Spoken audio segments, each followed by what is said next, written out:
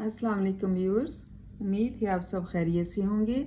आज का हमारा उन्वान नज़म प्याम लतीफ़ है और ये सिंधी ज़बान की शायरी है।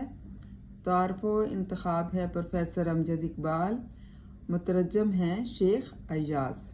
आइए शेर नंबर 8 जो कि आखिरी शेर है इसकी तशरीह करते हैं। फ़ौक़ियत उसको दूसरों पे मिली, अपनी हस्ती को उसने पहचाना, जिसने इसे कादरे हकीकी को वाहदाहु ला शरीक गर्दाना। ये नज़म सिंध के अजीम सूफ़ी शायर और फ़िलासफ़र शाह अब्दुल लतीफ़ भटाई के सिंधी कलाम शाह जो रसालू का उर्दू तर्जमा है। शाह अब्दुल लतीफ़ ने अपनी शायरी से दुनिया को मुतासर किया, जिसमें अल्लाह की मखलूक से मोहब्बत करने का दर्स दिया गया है कि अगर परवरदिगार से मोहब्बत करनी है तो उसकी मखलूक से प्यार करना होगा।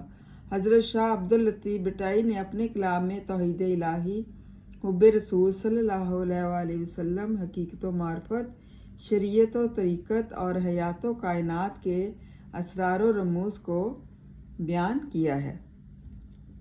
शायर इस शेर में कहते हैं कि इंसान अगर अपनी हस्ती को पहचाने तो खुदा की हस्ती को पहचान सकता है।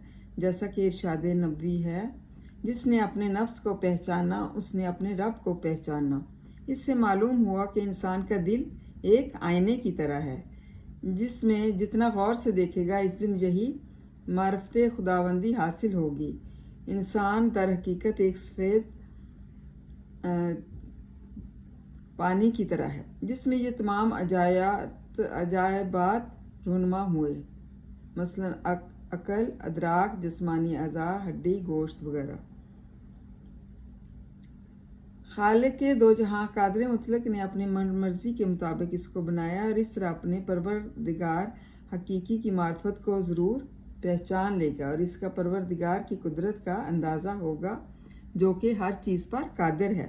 शायर कहता है कि अल्लाह ताला अपनी ज़ातो सिफ़ात और जुमला औसाफ़ व कमालात में बेमिसाल है। इसका कोई शरीक नहीं, इसका कोई हमपल्ला नहीं है और कोई चीज़ अल्लाह ताला को कमज़ोर और आजिज़ नहीं कर सकती। इसके सिवा कोई इबादत के लायक नहीं है। वो जिंदा जावेद है, जिसके वजूद के लिए कोई इंतहा नहीं। इसकी ज़ात को फना और जवाल नहीं, इसके इरादे के बगैर कुछ नहीं हो सकता। ऐसे लोग जो अल्लाह ताला की वहदानियत को पर कामल यकीन रखते हैं और मार्फत को पा लेते हैं और फिर एक ख़ास मर्तबा हासिल कर लेते हैं।